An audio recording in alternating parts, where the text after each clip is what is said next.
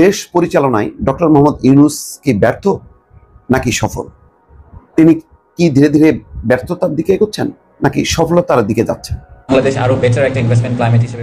আশিক চৌধুরী সম্প্রতি সবার মুখে মুখে শোনা যাচ্ছে এই তরুণ তুর্কির নাম। মাত্র 6 মাসেই নিজেকে মেলে ধরেন তরুণ আশিক। এরই মধ্যে তিনি সৃষ্টি করেছেন দেশে বৈদেশিক বিনিয়োগের বিশাল সুযোগ। ডক্টর ইউনূসের এক ফোন কলেই উন্নত জীবন ও দামি চাকরি ছেড়ে ফিরেছেন মাটির দেশে। আমি জানি না আপনারা শুনেছেন কিনা যে মিনিস্ট্রি অফ কমার্স থেকে চায়না থেকে আমাদেরকে একটা চিঠি ইস্যু করা হয়েছে গতকাল।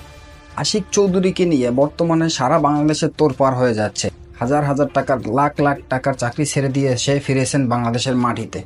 তার বাংলাদেশে ফেরার কারণ হয়েছে একটাই, সে বাংলাদেশের জনগণের উন্নয়ন চায় এবং সে একসময় কি ছিল বর্তমানে কি হয়েছে সেই বিষয়ে দেখবেন আজকের ভিডিও জুড়ে। দর্শক, তার আগে আমাদের চ্যানেলে যারা নতুন আসছেন তাদের কাছে অনুরোধ, সাবস্ক্রাইব করে পাশে থাকা বেল আইকনটি চালু করে দেবেন। আর হ্যাঁ, আজকে সম্পূর্ণ ভিডিও না টেনে একটা লাইক দিয়ে দেখতে থাকুন, তাহলে ভিডিওর মূল রহস্য বুঝতে পারবেন। আসুন আমরা চলে যাই পরবর্তী অংশে। দেশ পরিচালনায় ডক্টর মোহাম্মদ ইউনূস কি ব্যর্থ নাকি সফল? তিনি কি ধীরে ধীরে ব্যর্থতার দিকে এগোচ্ছেন নাকি সফলতার দিকে যাচ্ছেন? বাংলাদেশ আরো বেটার একটা ইনভেস্টমেন্ট ক্লাইমেট হিসেবে। আশিক চৌধুরী সম্প্রতি সবার মুখে মুখে শোনা যাচ্ছে এই তরুণ তুর্কির নাম। মাত্র 6 মাসেই নিজেকে মেলে ধরেন তরুণ আশিক। এরই মধ্যে তিনি সৃষ্টি করেছেন দেশে বৈদেশিক বিনিয়োগের বিশাল সুযোগ। ডক্টর ইউনূসের এক ফোন কলেই উন্নত জীবন ও দামি চাকরি ছেড়ে ফিরেছেন মাটির দেশে। আমি জানি না আপনারা শুনেছেন কিনা যে মিনিস্ট্রি অফ কমার্স থেকে চায়না থেকে আমাদেরকে একটা চিঠি ইস্যু করা হয়েছে গতকাল। বাংলাদেশ আরো বেটার একটা ইনভেস্টমেন্ট ক্লাইমেট হিসেবে। আশিক চৌধুরী সম্প্রতি সবার মুখে মুখে শোনা যাচ্ছে এই তরুণ তুর্কির নাম। সামাজিক যোগাযোগ মাধ্যম থেকে শুরু করে চায়ের দোকান সবখানেই আশিক চৌধুরীর বন্দনা। ঐতিহাসিক 5 আগস্ট শেখ হাসিনা পালানোর পর দেশ পরিচালনার দায়িত্ব কাঁধে নেন নোবেল বিজয়ী অর্থনীতিবিদ ডক্টর মোহাম্মদ ইউনূস। তারই 1 মাস পর সিঙ্গাপুর থেকে আশিক চৌধুরীকে উড়িয়ে এনে বাংলাদেশ বিনিয়োগ উন্নয়ন কর্তৃপক্ষের নির্বাহী চেয়ারম্যানের দায়িত্ব দেন তিনি।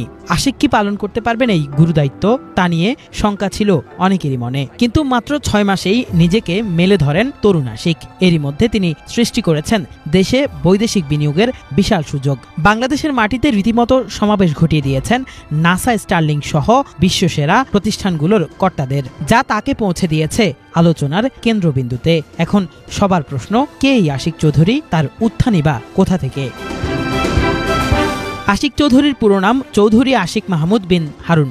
জন্ম চাঁদপুরে হলেও বাবার পেশাগত কারণে তার শৈশব কাটে যশোরে। তিনি সিলেট ক্যাডেট কলেজ ও ঢাকা রেসিডেন্সিয়াল মডেল কলেজ থেকে উচ্চ মাধ্যমিক পেরিয়ে ভর্তি হন ঢাকা বিশ্ববিদ্যালয়ের ব্যবসা প্রশাসন ইনস্টিটিউটে। সেখান থেকে স্নাতক সম্পন্ন করে চলে যান যুক্তরাজ্যে। লন্ডনের বিজনেস স্কুল থেকে ফাইন্যান্সে সম্পন্ন করেন স্নাতকোত্তর। 2007 সালে ব্রিটিশ আমেরিকান টোবাকোতে আঞ্চলিক অফিসার হিসেবে কর্মজীবন শুরু করেন আশিক চৌধুরী। তারপর তিনি যোগ দেন স্ট্যান্ডার্ড চার্টার্ড ব্যাংকে। সেখানে সবশেষ 2011 সালে ল্যান্ডিং স্ট্র্যাটেজি এবং ফিনান্সিয়াল প্ল্যানিং বিভাগের ম্যানেজারের দায়িত্ব পালন করেন। দ্য বেঞ্চ নামে বাংলাদেশের প্রথম স্পোর্টস বার প্রতিষ্ঠার অন্যতম উদ্যোক্তা এই আশিক। 2012 সালে লন্ডন আমেরিকান এয়ারলাইন্সের ফিনান্সিয়াল ও স্ট্র্যাটেজিক অ্যানালিস্ট হিসেবে যোগ দেন তিনি। একই সঙ্গে বাংলাদেশ ইউনিভার্সিটি অব প্রফেশনালসে ভিজিটিং প্রফেসর হিসেবেও কর্মরত ছিলেন আশিক চৌধুরী। ছিলেন গ্রামীণ টেলিকম ট্রাস্টের উপদেষ্টাও। তারপর যোগ দেন HSBC বাংলাদেশে। পরবর্তীতে সিঙ্গাপুরের HSBC-তে চলে যান তিনি।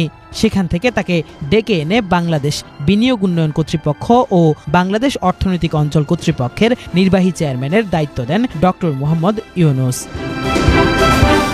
এই বিষয়ে আশিক চৌধুরী তার ফেসবুক আইডিতে লিখেন, সেপ্টেম্বরের মাঝামাঝি এক দুপুরে প্রফেসর ইউনূস হঠাৎ ফোন করে বললেন, আশিক, দেশের মানুষের সেবা করার সুযোগ পাওয়া গেছে, আসবা নাকি? আমি নন্দিনীকে জিজ্ঞেস না করেই রাজি হয়ে গেলাম। জানতাম ও কোনোদিন মানা করবে না। সো 49 সেকেন্ডের এক হোয়াটসঅ্যাপ কলে আমরা সিঙ্গাপুরের বিলাসী জীবন ছেড়ে ছুড়ে দেশের পথে রওনা দিলাম বিনিয়োগ উন্নয়ন কর্তৃপক্ষের দায়িত্বে, বন্ধুদের ভাষায় বাংলাদেশের চিফ মার্কেটিং অফিসার হিসেবে। আশিক চৌধুরী একজন পেশাদার স্কাইডাইভারও। তিনি সমুদ্রপৃষ্ঠের 41,000 ফিট উপর থেকে বাংলাদেশের পতাকা নিয়ে ঝাঁপ দিয়ে বিশ্ব রেকর্ড গড়েছেন।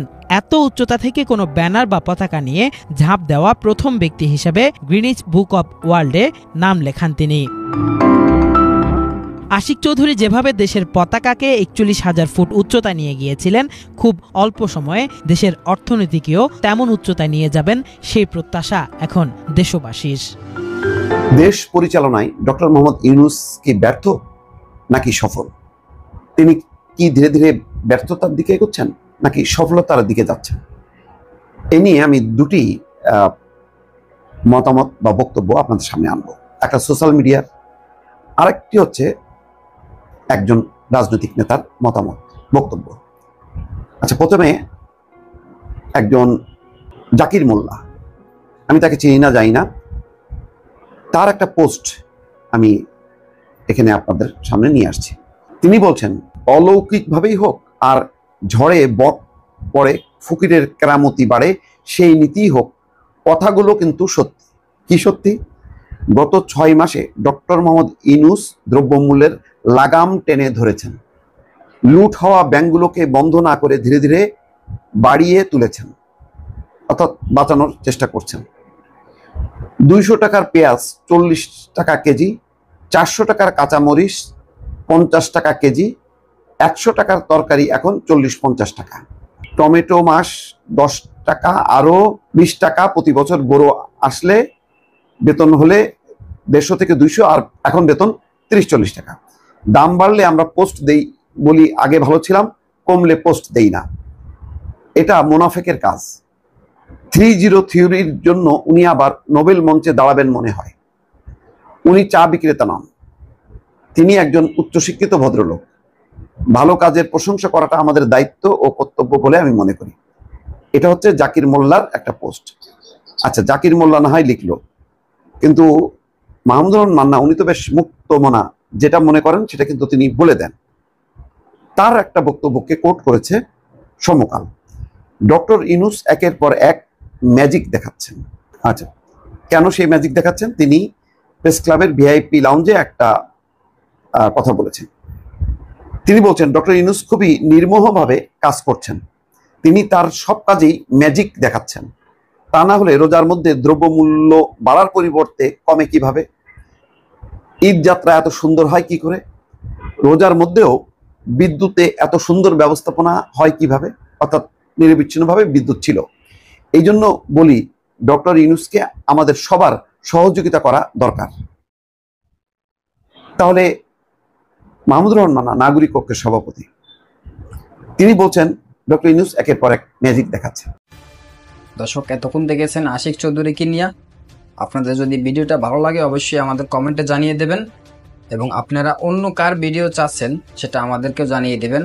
আজকে এই পর্যন্ত, নতুন কোনো নিউজ নিয়ে আসবো আবারও আপনাদের মাঝে। ততক্ষণ আমাদের সাথে থাকবেন। আসসালামু আলাইকুম, আল্লাহ হাফেজ।